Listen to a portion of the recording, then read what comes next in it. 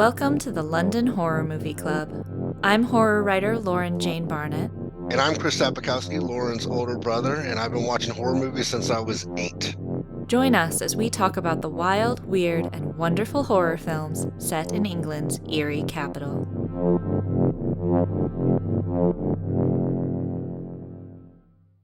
Welcome back, everybody. We have with us today a horror author, book reviewer, and musician. You might know his 2020 horror novels, The Tower Hill Terror and Meat, which just had a re-release, I believe, or a republishing. And it's a horror set on a factory farm, so it's very topical and quite cool right now. Welcome, Dane Cobain. Hello, everyone, and thanks for having me. Glad to be here. It's a pleasure. So I wanted to start by asking, your very first thing was a supernatural thriller. Were you always into the supernatural? Was it a natural thing for you? It's interesting because I'm not what you would call like a believer, so I've never believed in ghosts or anything like that. But I do find them fascinating. I love ghost stories. Funnily enough, I was raised. Apparently, I did see a ghost when I was a kid, and I don't remember it. So both my mum and my dad, who are separated, but they still both have told me independently that I did see the ghost of a little Victorian girl, apparently, who wanted me to play with her. I don't remember this. I think as a child, I probably just had quite an active imagination. But yeah, certainly sort of paranormal stuff has always interested me. Again, it's one of those things where you don't necessarily have to believe in something to find it interesting. The same with, epic fantasy. You don't necessarily have to believe in, orcs and trolls and goblins to enjoy a good story that features them. Absolutely. Right. I'm sorry. As not a huge reader, and I was looking up your list of your works here, and I caught some things caught my attention. One of which was No Rest for the Wicked, and was curious, like, what would you recommend for someone to jump into your books? Like, which one would you start with? Well, yeah. So No Rest for the Wicked is that sort of a supernatural thriller. It's a pretty good one to start with, because it's a novella rather than a full novel. So it's a lot quicker read. It's quite episodic, so it's very sort of short, snappy chapters of 2-3 pages, maybe up to 5 pages. So very sort of told in these little snapshots. And the idea behind that one is that it's interesting because the supernatural element is actually angels, but it's kind of like angels if they were a bad thing. So they are sort of biblical angels, but they take things very literally. So they're out on the hunt for anyone who's sinned, and as that, the whole saying, isn't it? Let him without sin cast the first stone. Everybody sins. Everybody's lied, or even if it's just I didn't eat that bar of chocolate or whatever it is. So because of that, they're actually a horrible force because they're seeking out anyone who they judge to have sinned, which is everybody, and yeah, basically sort of unleashing their vengeance upon them. So yeah, that was a pretty good one to start with. I think Meat as well, the one set on a factory farm, that's quite a good one to start with. It's a more mature novel. I mean, I was sort of older and wiser, and I spent more time writing, and I'd learned a lot by the time I wrote that. So that's a pretty good one to go with as well, especially if you. I think that's one where my love for Stephen King comes across a little bit more. So if you're a Stephen King fan, I would go with Meat. Oh, okay. So I gotta ask then, off the back of that, what are some of your favorite Stephen Kings? Oh well, I've got a tattoo of it. It's actually it's the I'll show you here, even though obviously your listeners won't be able to hear, but it's the yellow jacket with a red balloon of I think it's Georgie with his little paper boat. But I actually got that not necessarily because it is my favorite King novel, but because from a tattoo point of view, you want something that's quite visual. So I was like, it's quite a visually instantly recognizable thing. My favorite Stephen King of all is The Stand, but I couldn't really think of anything from The Stand that would be, again, a visually interesting tattoo. I liked his Dark Tower series as well. Again, I'm one of those readers who I read a little bit of everything. Horror is sort of one of my big genres that I read a lot of. But I like the fact that the Dark Tower, it's got, bits of fantasy, it's got bits of Western. I mean, bits of it are just sort of like grittily realistic, and the bits where it kind of crosses over into our modern world. And actually, I'm currently reading You Like It Darker, which is, I think it's his most recent or one of his most recent short story collections, which my girlfriend got for me because she asked me. She just said, if you could get your hands on any book at the moment, what would it be? And I actually gave her a very different answer to begin with because it was a book I'm in the middle of a series of. But I'm quite happy to just get that like super cheap, and she wanted to get me a nice book that would be a nice present. So I was like, okay, well, Stephen King's latest, it's a hardback, and a little bit more collectible than a sort of mass market paperback. Is Stephen King what got you fascinated with like or wanting to be a writer? Or was there a different author out there? Yeah, no, there's a different author. The one I would always cite would be Philip Pullman. So he wrote the His Dark Materials Okay. trilogy. So for me over here, it was Northern Lights was the first book, and it was The Golden Compass was the US title for it. And it's basically, I think most people. So I would describe myself. I'm sort of an elder millennial, I guess. And so a lot of people, kind of my kind of age, their series was Harry Potter, and that's what really got them into reading. I just happened to read the His Dark Materials books before then, and actually at the time the third book, The Amber Spyglass, hadn't been released, and the second book ends on a bit of a cliffhanger as well. So it kind of got me obsessed, and I kept rereading those first two books over and over again. And those are really the books that actually opened my eyes to how powerful storytelling can be and kind of how evocative it can be. I'd always been a keen reader, like even as a sort of 5, 6 year old kid, I was reading the Goosebumps books.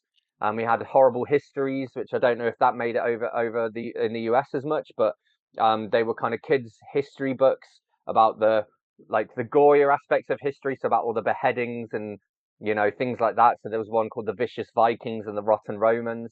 So I used to read those as well. But it wasn't really until I was probably about 11, 12, and I actually remember the first time I read the first book in that trilogy, the His Dark Materials trilogy. I was actually off school sick, and my grandparents were looking after me, and they'd gone to the library and checked out a bunch of books, and that happened to be one of the books they got me. And yeah, I just sort of fell in love with that world, and then my love for reading went from there. Nice. A lot of the things that you've mentioned already have been either Stephen King or Philip Pullman have been turned into films. Do you tend to prefer the book version to the film, or are there some where it's the other way around? I'm almost always the book version. I mean, there are some. I'm trying to think now off the top of my head somewhere that maybe I did enjoy the film more. I'm definitely not one of those elitists who's like the film is always better. I mean, going back to Stephen King, I actually preferred The Shining movie more than the book. King has a bit of an issue sometimes where he could do with an editor who really whips him into shape and makes him pull about 80 pages out of each of his books. And I think The Shining was one for me where I thought that was a little bit truer. Obviously both of them are classics, but generally I try to read the book first if I can anyway, because I like to. One of the things, and I'm sure we'll talk a bit more later on, but one of the things with my own books, I always tell my cover designers, like, don't put any of the characters on the cover. The locations are fine, but I don't want people perceiving the characters based on how they look on the cover, because I want them to imagine them for themselves. Which is why I tend to try and read the books first, because if you watched a movie or something first and then you read the books, I mean, even it happened with Game of Thrones. I deliberately read the first book, watched the series that corresponded with that, read the second book, and kind of went along like that until I ran out of books. But even then, by the time I was, getting to the end of the books, I was imagining all of the characters as the actors who portrayed them, rather than how I'd, seen them at first in my head. So I try and avoid that where I can. That's an interesting thought. I was, looking at the book covers. That definitely makes sense, and I know what you're talking about there because I actually saw Harry Potter before I read the books. And then therefore Daniel Radcliffe was always Harry Potter. But when you're reading the books, I think I would have probably come up with a completely different visualization of the characters. So it's But interesting. again, Your covers are amazing, though. By the way, like the Yeah. meat alone is just that could be an album cover, a book cover, a movie cover. It's great. thanks. Yeah. Well, and as you say, it's interesting because I think exposure has a lot to do with it. So again, Harry Potter, I read those books before seeing the movies. But now looking at it, I if I reread it, I always see the characters as the actors now, just because of that exposure, and I've kind of seen it so many times. But yeah, the book covers are interesting. I mean, I'm not a visual person per se. I mean, I kind of visualize things in my head when I'm writing them, but I'm certainly not kind of creative visually. So I tend to give my cover artists quite a bit of leeway. I kind of give them the kind of the back cover blurb so they know roughly what the book's about, and maybe give them a few ideas. Um, Most of them recently have been done by an artist called Larch Gallagher, who is just a sort of a freelancer I worked with, really liked her stuff, and so we've kind of kept this ongoing relationship. But with Meat, because that was republished through Genius Books, so I think Larch did the original version of that, and then the republished version Genius commissioned, and it was their first time working with this guy as well. Um, and yeah, really happy with how that came out. But it's kind of interesting again how these things work out. You sort of end up working with all sorts of different people just based on the sort of circumstances you find yourself in, I suppose. It's true. I wonder as well, a lot of your books seem to be influenced by sort of circumstances. Like I'm thinking of, former.ly, as Hmm. obviously has a lot to do with social media and what's going on with that. And then Meat is it's sort of you're vegan and it's set in a factory Hmm. farm. Do you find that it sort of follows your life as you write? Sort of, yeah. I mean, they say to write what you know, don't they? So there's part of it is that. I mean, part of it is how the books come about in the first place. So, No Rest for the Wicked, actually, the core idea behind that was I had a really vivid nightmare, and it was just in the nightmare, it was like these angels visited me in the nightmare and like passed judgment on me, and I woke up and I was like, that was horrible. I'm gonna write that down, and then sort of eventually it turned into a novella. Um, and then yeah, it depends. I mean, so formally, and I have a non-fiction book called Social Paranoia. Both of those came out and are based around the idea of social networking because I used to after I studied creative writing at university, I was looking for any job that involved any form of writing, and looked out because I graduated in 2011, just as companies were starting to take things like blogging and social media marketing a lot more seriously. So I just fell into social media marketing, and so formally kind of came about just because at that time I was trying to learn as much as I could. So I learned a lot about startup culture and what it's like in like Silicon Valley and Palo Alto and all of this stuff. Um, and so I learned a lot about that, and so that I was like I should take this and turn it into something. Part of it as well, part of the culture of the formerly company, it's partly based on again this sort of bootstrapping idea of like building a startup in our garage. It's partly based on kind of like on university life, because again I was a pretty recent graduate, so again a bunch of younger people all just sort of living together in each other's pockets, spending more time together than is probably healthy. And then part of it again, I was working at small companies that were like marketing agencies, and a lot of them had a lot of these things that I hate, which I think are quite cringy. Of these like yes, this is our company culture. We're free thinkers. We're free spirited, and like almost doing like trust fall exercises and like company yoga and like everybody's got to work late, so we'll order in a pizza and it'll be fine. And I'm there like it's not fine. I know that's the culture you're trying to go for, but so partly it was a kind of a deliberate attempt to kind of capture that as well. Um, and yeah, and social paranoia was because at the time, so the subtitle for that is how consumers and brands can stay safe in a connected world. I mean, I was talking about this with somebody the other day, and I'm kind of proud of this. I mean, not the book itself because it's not a huge book. It's not got as many kind of. It's got a decent number of case studies, but it's not got. I would have liked to have interviewed more.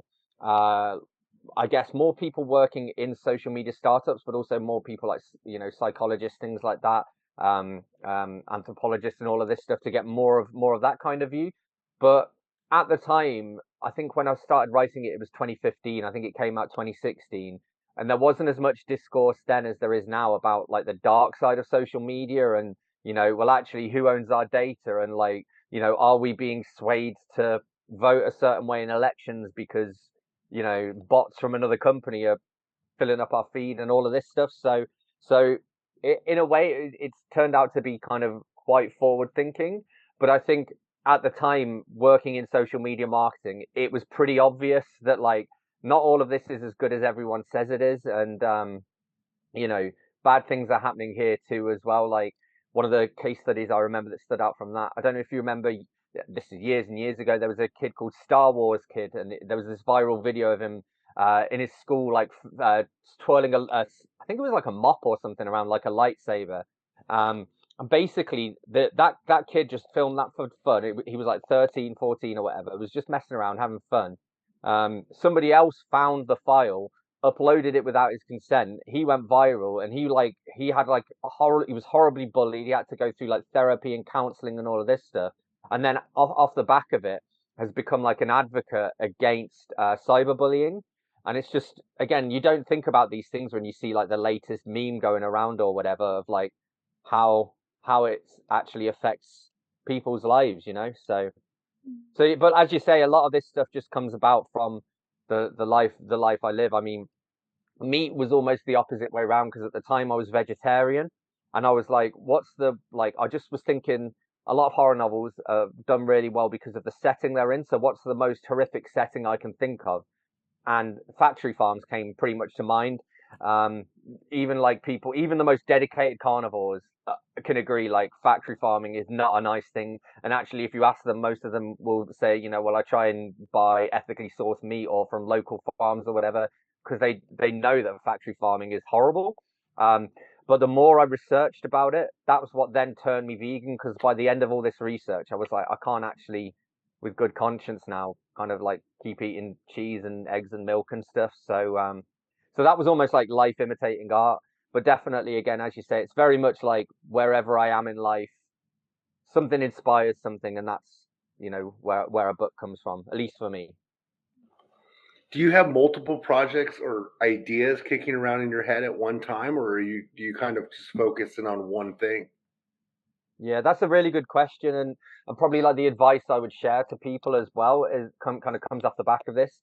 Everyone has tons of ideas, and actually, you see a lot of people say like, "Can I copyright an idea? Can I sell an idea?" It's like, no, you can't. Even if you could, like they're 10 a penny. I did like loads of people have got great ideas. What matters is actually the execution of it, and whether you see it through to the end. So what I tend to do, I just keep notes everywhere. I'm terrible for it. I've got a Dropbox folder where it's just got loads of like short story prompts, like little ideas. So even things. Sometimes people will say, "I've got a really good idea for a story you can use if you want." I'll go off, I'll write it down. Probably never use it, but I'll keep it just in case. Um, so there's nothing wrong with having lots of ideas, writing them all down. You can even plan them out if you want to. But my big advice would be always stick to having one main writing project. So what can easily happen, especially for like first time writers, you have all these ideas and you write 10,000 words and then you get your next idea and you think, this idea is so good, I can't wait, I'm going to go off and start on that. And what you end up with 10 different novels that you've written 10% of, whereas you could have just stayed focusing on one and you would have 100% of a novel. So I think there was a Steve Jobs quote where he just said, real artists ship. So at the end of the day, it doesn't matter how good you're making your iPod or whatever, if you never actually ship the device and make it available for people to read, it doesn't matter. It's totally irrelevant. And it's the same with writing. If you have all these great ideas and you keep starting writing, but you never actually release anything, it's not really worth anything. So, but it works out quite well, this approach that I follow as well, because it just means that at the end of any writing project, I can then go back into my archive and I've got 40 ideas in there and I can pick out, okay, which one do I think is the best idea, or which one am I the most excited about at the moment? And you know, it can be disheartening at times. Like there have been books that I've written where it just felt like pulling teeth, and I'm just like, this is taking ages, and my heart's not really in it, but I'm 60% of the way through. I'm going to finish it off. Every single time, what I've found is that then I put it away. I don't think about it for a few months. Then it goes through editing, and by the time I've gone back through editing, I've kind of got that fire in me again for that idea. And I can polish off any bits that didn't matter. I mean, that's always like the first draft is always like, it's like shaping something out of clay. Your edits and whatnot, that's when you can actually fine tune it. You can make sure it's painted. You can take out bits that don't work and all of this stuff. So that tends to be my approach. Have as many ideas as you want, but try and focus on completing the first draft of one, and then you can move on to your next one. I like that. Going back to, if you don't mind, going back to Formerly, because I was really fascinated by this idea. Anybody who hasn't read it, basically there's a man who he's got a new job at this company, and what they do is you give them kind of almost like your diary, your thoughts, your feelings and stuff, and when you die they release them and sort of let them out into the world. Is that something that is that a deep fear of yours? Because that concept to me was terrifying. Is that a fear you already had? How did that happen? That's a good question. I mean, it's interesting because you mentioned there of it being a fear, because it's not necessarily a horror novel. It's I guess it's kind of like, you know how like thriller novels can have like aspects of horror to them. So I think it's more along that route, whereas like Meat is definitely like, this is like blood and guts horror, like a man gets his hand caught in a chicken shredder, for example. It's like, these are not nice things happening in that. Whereas, Formerly is much more of like a sort of a deep-seated thing. I don't know, because I don't think, well, especially since more recently, I guess it's interesting. I haven't really thought about it, but from a writing point of view, there are certain things I wouldn't want released. I'd never want, like, any first draft that I've written, I wouldn't want that to be released. I actually do a self-edit before I even send it to my editor, because I'm like, I want to make sure it's at least that I am at least happy with it. And like I keep a journal, and especially like the stuff I wrote when I was sort of 15, 16, 17, I wouldn't want that released.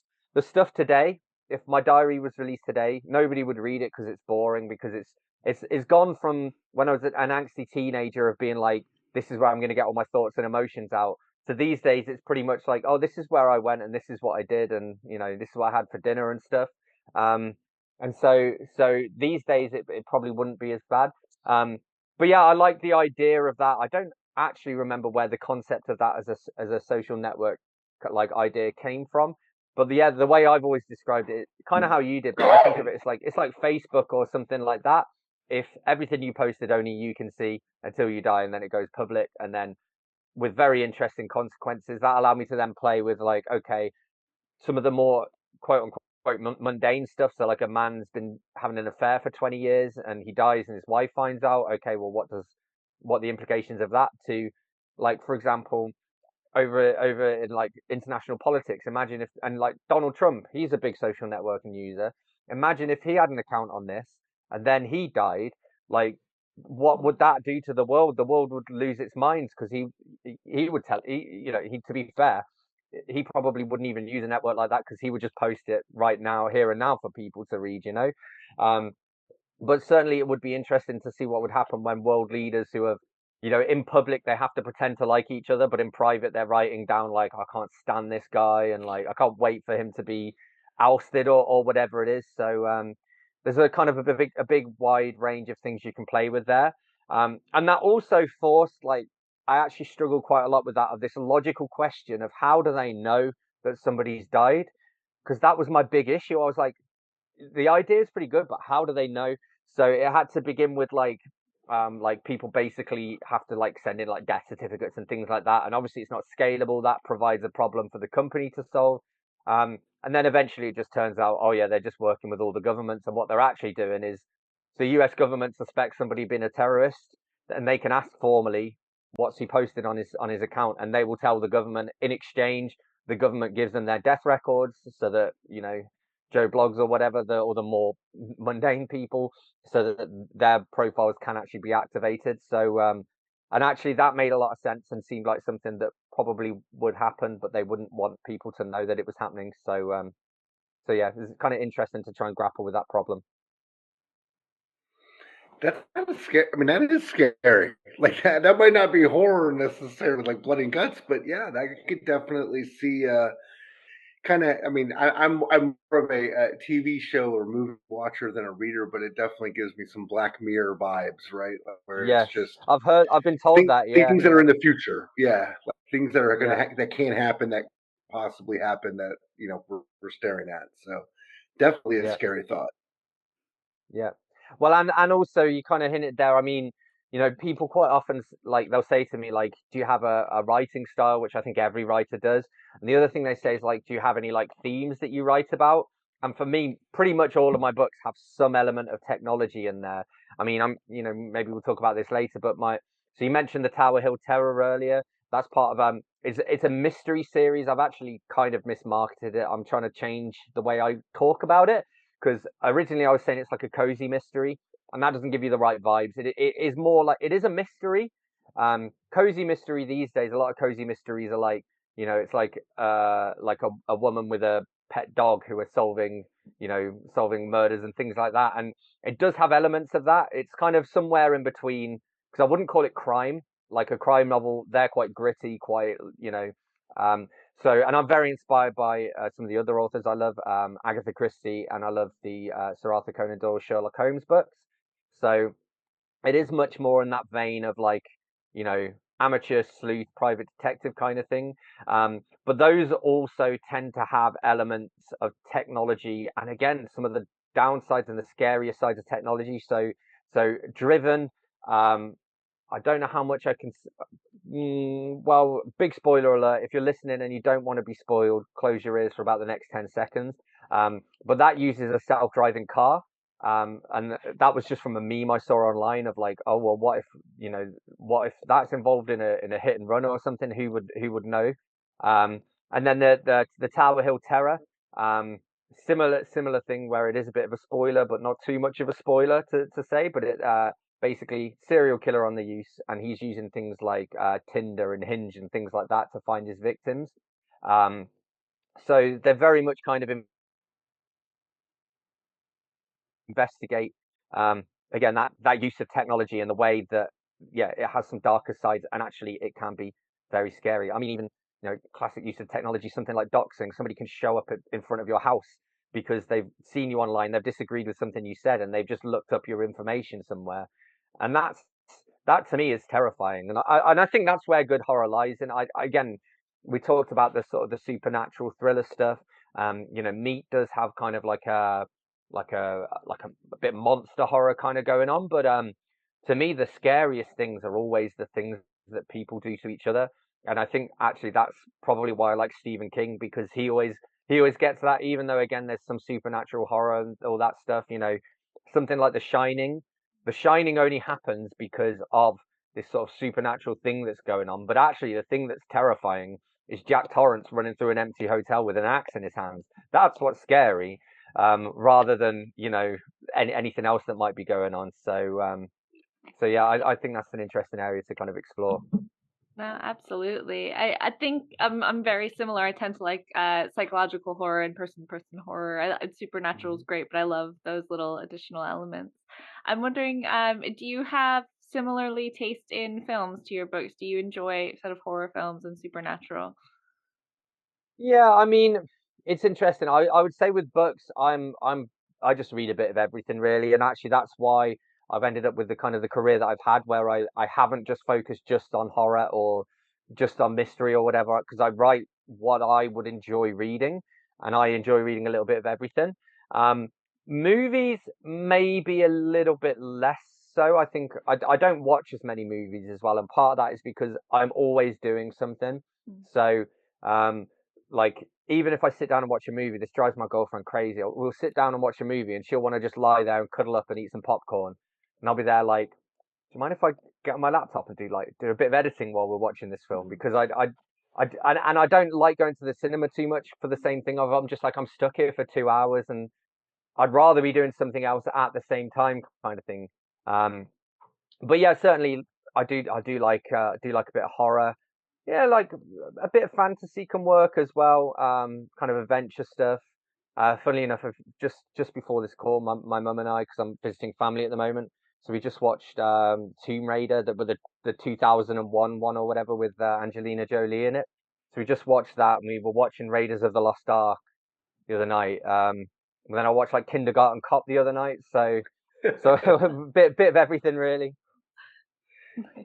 You've hit the spectrum there for sure. I was with you on the Raiders of the Lost Ark and Tomb Raider. I was like, okay, the archaeological vibe, and then Kindergarten Cop just threw it out the window. So the last one, I did go to the cinema to watch Smile 2, which I quite liked. Okay. But generally, again, because of the the way I am and like of liking multitasking, I would quite often just wait for something to finish being at the cinema and to come on Netflix or whatever, and then I'll watch it there. So like I know Terrifier was out and everyone was talking about that, and I was like, I'll watch that eventually. And there was one, I can't remember what it's called now, but it had Hugh Grant in it, and it was like a religious horror kind of film. Heretic. Yeah, that's the one. So I want to watch that eventually. But also I'm not one for like I've never really been into like we've got to watch all of the latest films as and when they come out. And especially I can have my little rant here. I don't get the big hype train around superhero movies. To me, it's like I understand the odd one, but to me, the fact that everyone's so obsessed with superhero movies, I find that as weird as if everyone was obsessed with westerns. It's like it's just a weird like thing that this genre is huge for no apparent reason, and I don't really know why. Um, so yeah, like I'm quite happy again talking about horror, like things like The Exorcist, great movie, great book as well. The Omen, even some of like the old Hammer horror stuff. I quite like again chatting to my mum about movies earlier. We were talking about the Mummy movies, which are great as well. And again, they're kind of like they're kind of got horror, but they're also adventure. And again, I suppose that archaeological vibe. So maybe there is a trend here. And actually, there is a trend because in The Exorcist, that begins with they dig up. They're at a dig and they dig up the old yeah. So yeah, maybe there is something that I have always found like archaeology and like ancient Egypt fascinating. So maybe that's my bias there. I don't think, interestingly, you've written about it because you've done quite a lot of different things. Like you said, you've written nonfiction, you've done some thrillers, some crime, you've even done poetry. Are you thinking of doing an archaeological one? It hasn't occurred to me, but you know, this is one of those things where I say where ideas kind of come out of nowhere. So now that you've mentioned it, I probably will have some idea around that. Or even again with some of the mystery books, there could very easily be a mystery around an archaeological dig or something, which actually would be quite fitting because it's all coming full circle, isn't it? But going back to Agatha Christie, I mean, one of my favorite books of hers is Death on the Nile because I love ancient Egyptian stuff. And again, here we go. I'll show you. Going back to tattoos, this is my. I've got an eye of Horus that's also an ankh. I don't know if I can show you on the camera, just about there, that side, that way around. Which is kind of my Agatha Christie nod because again, I was like, I could get a tattoo of Hercule Poirot's moustache or something, but don't really want that. So I was like, again, the Eye of Horus and the ankh. It kind of is both a little nod to Agatha Christie and Death on the Nile, and then also again an interest kind of in ancient Egypt. But she as well, she was kind of a keen amateur archaeologist. She actually went to like Baghdad and Syria and places like that in like the 1930s, 1940s. And so it would be nice to do one of my mystery books where there's something around that, some archaeological dig, because it also then takes the mysteries full circle, kind of back around to being the kind of something that Agatha Christie would have liked when obviously she was one of my big inspirations. So yeah, watch this space. I'm making no promises. Have you visited Egypt at all? I haven't. My mum's been a couple of times. I have been actually. Oh, it must be 20 years ago now. They had an exhibition where they had some of the artifacts from Tutankhamun's tomb, and you could go around and see those. So I went to see that some years ago. But the other thing, and because again this speaks to the various things that I like. I've never written sci-fi. I've always I read sci-fi like Isaac Asimov. I love Arthur C. Clarke. I love I'm actually reading a J.G. Ballard short story collection at the moment. And one of the things in that is actually kind of like this. It's kind of like sci-fi archaeology. So it's like people from 10,000 years in the future doing a dig at a site that's 5,000 years in the future, and what do they find, and how does it differ from where we are, but also from their new society, you know?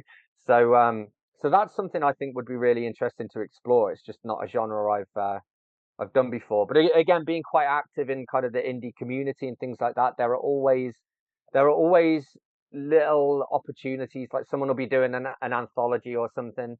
I have a friend who's doing he has done an anthology which name has completely bypassed me now. It was by Jeremy Fee, and it was Half Human Heroes. It was called, and they were looking for fantasy stories, and I was like, I've actually ghostwritten fantasy for people. I've never published fantasy under my own name, but another one of my huge inspirations is Terry Pratchett. And about 5 or 6 years ago, I wrote a novel which is actually probably going to be my next big one to come out, which is my Terry Pratchett novel. So we've got Meat is my Stephen King novel. This one is called Monsters of Rock, and it's basically Lord of the Rings meets Spinal Tap. So the band in it is they're all the lead singer is a dwarf. The keyboard player is an elf, but it allowed me to play a lot. So like the record label executive, he's like the Dark Lord, and he sends them off on a quest. And he's got his minions of orcs and all of this stuff. Their drummer is a vampire called Vlad Black, and he used to play for Spinal Tap, which is why their drummers kept spontaneously combusting because he kept getting hit by sunlight while he was playing. Their bass player is a troll, and he plays like one of the big upright double basses, but just like a normal bass because he's so massive. And then their lead guitarist is a zombie, and he's great, but his fingers keep falling off when he's playing and fretting the strings, so he has to keep stopping in the middle of the songs to reattach them. But it's kind of got this like Terry Pratchett comic fantasy vibe, but also it's a little bit like magical realism because they're just in our world. They're just touring around the UK and stuff, and people just think they're like Slipknot, where they're all wearing masks or whatever. They don't realize that they are monsters. They just think, oh yeah, like, it's just an act. So yeah, that was fun to play around with as well. But again, because of that then the first chapter of that then got put in this fantasy anthology. But again, if someone was to do a sci-fi anthology, I will definitely consider getting back to the question, doing my futuristic archaeological dig short story. That is ridiculously cool. So, since you're in the process of sort of writing something, what's your writing process like? You said you do one thing at a time. How's it work? It's finding time, to be honest. So I mean, I say I do one thing at a time. I always have, especially with writing. So as well as my like main work in progress, I've always got other bits and bobs. Like I keep my journal. I do a bit of songwriting here and there. I've got my client work as well. And again, sometimes I'll take a break from a novel just to write a short story or something. Just especially if like, there's that question of how do you deal with writer's block. For me, I just switch to something else, and then by the time I go back to it, I've figured it out. But yeah, there's normally one thing in different stages. So there's normally one main book that I'm trying to market, one main book that's going through editing and rewrites, one main book that's first draft, and potentially one main book that's kind of an idea or that I'm planning or something like that. So that's usually where I'm at. And so as I say, for me, the way that looks at the moment, marketing wise, I have more recent releases, but I'm mostly promoting Meat. I suppose I guess it's my most recent release because of the re-release anyway, but it's also that one, like that question of like, what book are you most proud of? And you don't pick your favorite child, but if you did, it would be Meat. So that's the one I probably focus on the most with the marketing. With my editing and rewrites, I'm doing my self edits on Monsters of Rock, which is the one I just told you about. And then my first draft is actually, and this comes back to your earlier question of where kind of ideas come from and being based on life. A couple of years ago, my girlfriend and I, we went to Iceland, and we wanted to see the Northern Lights. We didn't because there were atrocious weather conditions, but we did go on the Golden Circle tour, which takes you around a few different, like you go to see a national park and some geysers and a waterfall and all of this stuff. But as I say, there was horrendous weather, and on the way back, we were driving along like equivalent to like I guess not quite a freeway, but quite a busy road. And we were on the bus on the one side, and this lorry overtook us on the other. And as the lorry pulled past, we got buffeted by winds, and we basically got blown off the road and like down this embankment, and then into like a snowdrift, and we were stuck there, and we had to wait for a bus to come and rescue us. And at the time, I was like, this is going to be good. I'm going to use this for something. I don't know what yet. And I happen to have read a while back, big Bram Stoker fan, really enjoyed Dracula. And so a while back, I went through this period of I'm going to read as much Bram Stoker as I can. So I read after Dracula, I read The Lair of the White Worm, which is probably his other most well-known one. And then like some short story collections, some random bits here and there. But one of them was called Snowbound, and it's basically follows a group of traveling actors when they get stuck, a bit like on Murder on the Orient Express when they're all stuck on the train.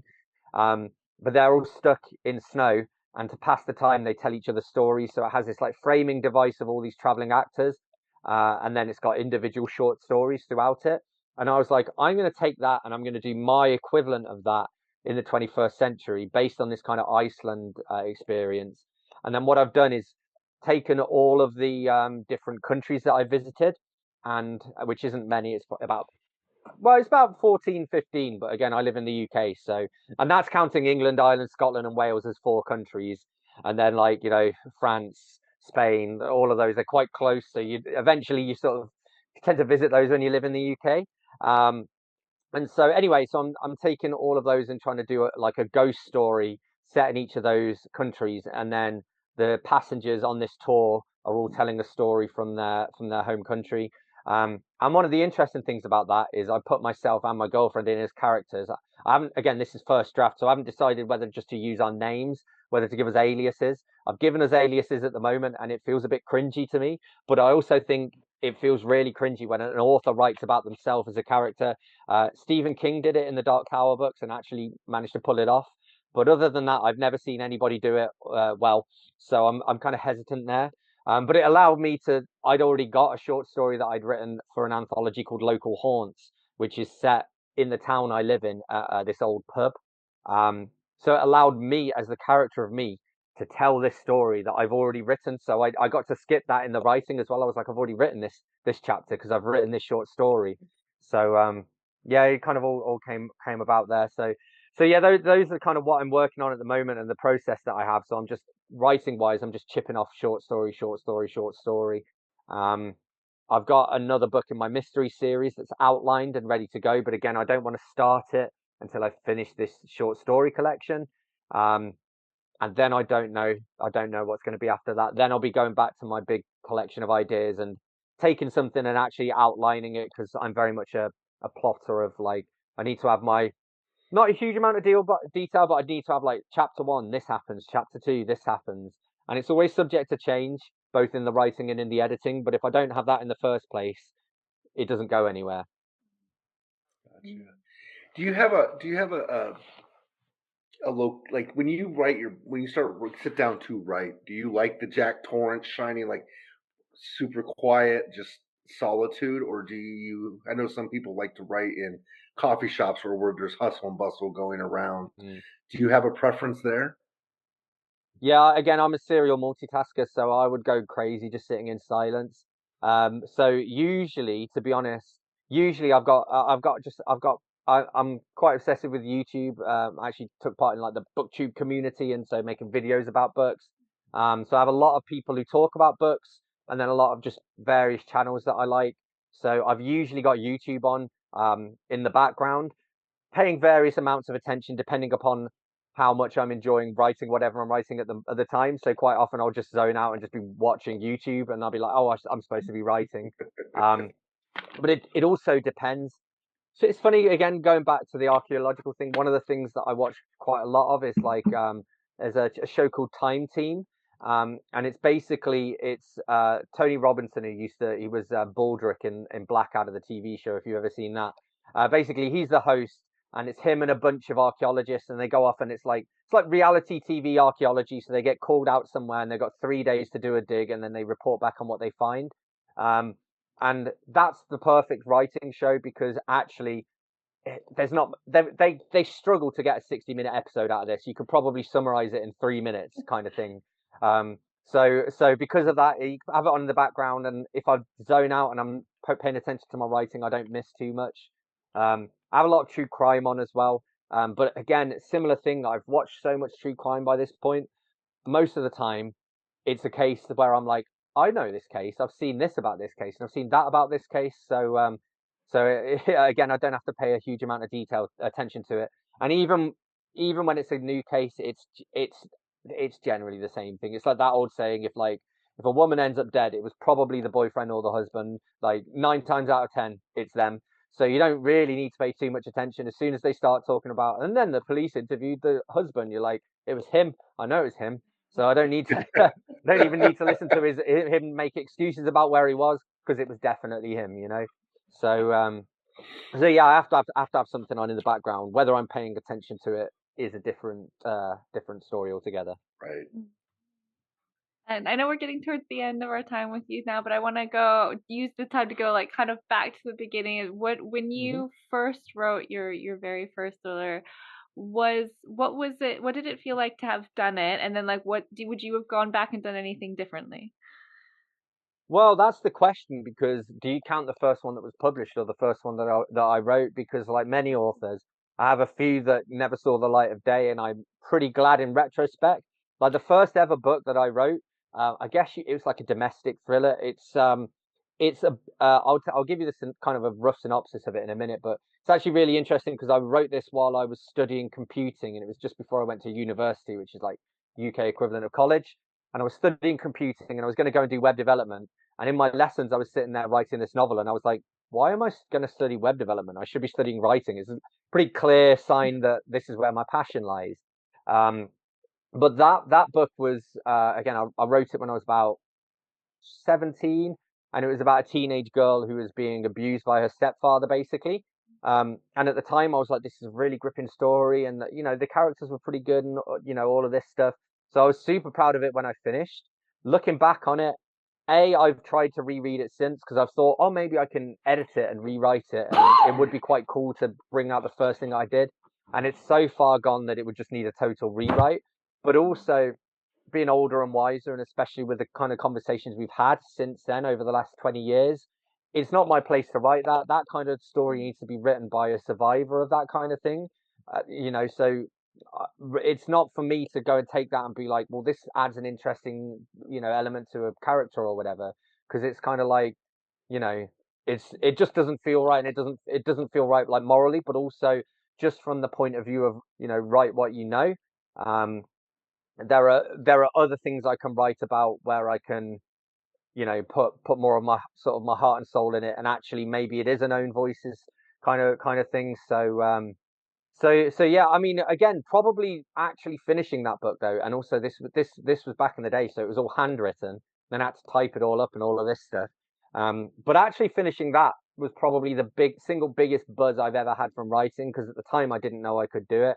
I think it's a bit like more recently I've over the last 18 months or so I've got really into running, and that also provides me with a lot of time to listen to great podcasts, but also a lot of thinking time. So I go off and you know, that's when I come up with a solution to something I'm stuck on.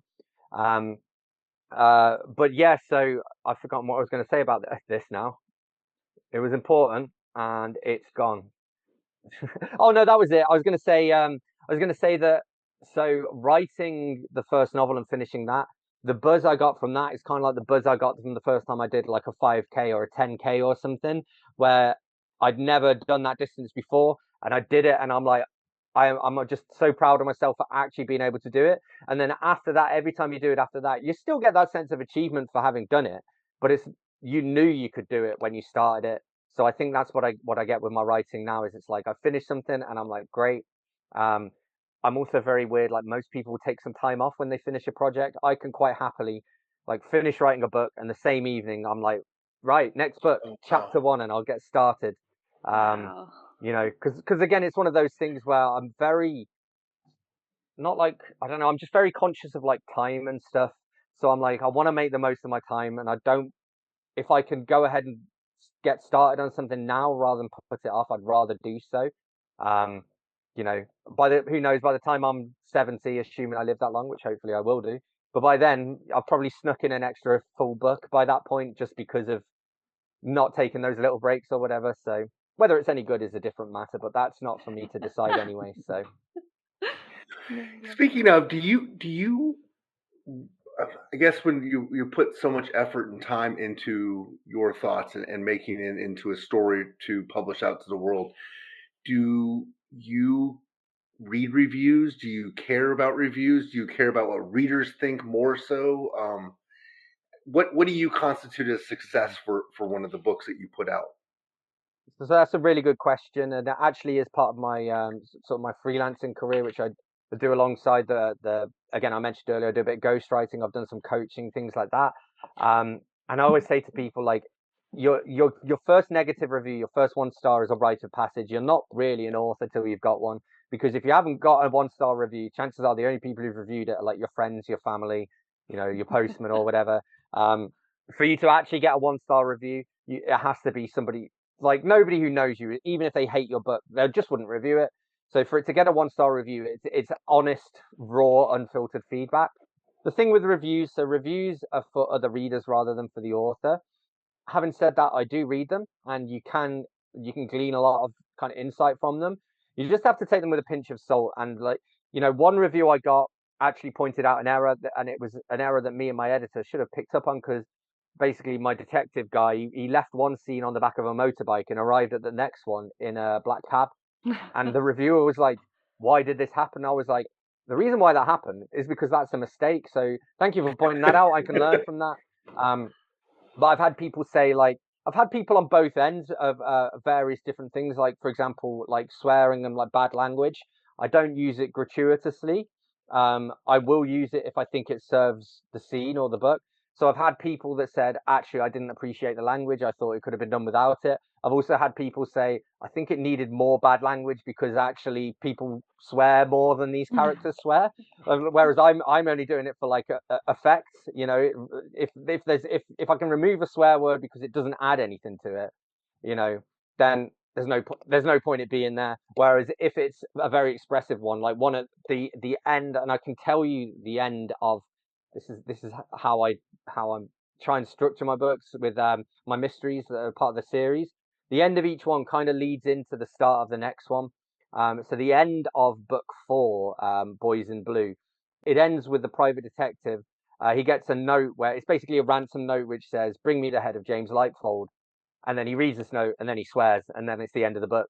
And there's that kind of thing where it's like that's for effect. And then again, it's not a spoiler sharing that with you because it doesn't relate to the case in that book. It's more setting up the next book, and it is interesting because I'm almost writing myself into a corner with this series because he's become a victim of his own success, a bit like Sherlock Holmes, except like in this world, even in like the Holmes books, I guess he was well known throughout London, but he wasn't like this my detective. By the end of where we're at now, he's pretty much like a minor celebrity, household name. Like people would maybe not recognize him on the street, but if they heard his name, they'd be like, "Oh yeah, he was the guy who solved so and so case." Um, so, but I'm also like, well, how do I keep going with this? Because eventually, it's just you can't write a detective novel where it's like Justin Bieber going around solving crimes because like he can't go anywhere. He'd have to go everywhere with a bunch of security. You never know whether people are telling him things just because he's famous and they want to, which and actually that brings me back to that idea of having something around the archaeological stuff. I can see him as a character deciding, right, I've had enough of this. I'm going to disappear for 6 months and nobody's going to see me. And he reappears in like the Peruvian jungle or something like that where nobody knows who he is, and there's an archaeological dig, and so maybe there's something there to kind of to try and dig me back out of that hole a little bit. So we will see. Watch this space on that one. That is very cool and quite a good note to end on. So if you don't know him already, you don't know his books, find him now. They're all over the place, but Amazon's obviously the easy one to do. And of course, you got your own website. I want to make sure I give you the chance to talk about anything else that's coming up, another launch or book or anything. I think we might have covered it, but is there anything else you want to make sure our listeners know about? Yeah, I think that's the main stuff really. Again, I've got a bunch of the Stephen King equivalent of trunk novels. I can give you a little spoiler. There is one that's first draft, totally unedited. So after Monsters of Rock, which we talked about, the one after that is pretty much going to be. It's based on my experience of growing up in quite a small town in the English Midlands in about 2004, 2005, when pop punk was huge and it was all like emos versus goths. And then you had the chavs over here as well with their Burberry hats and their gold chains and stuff.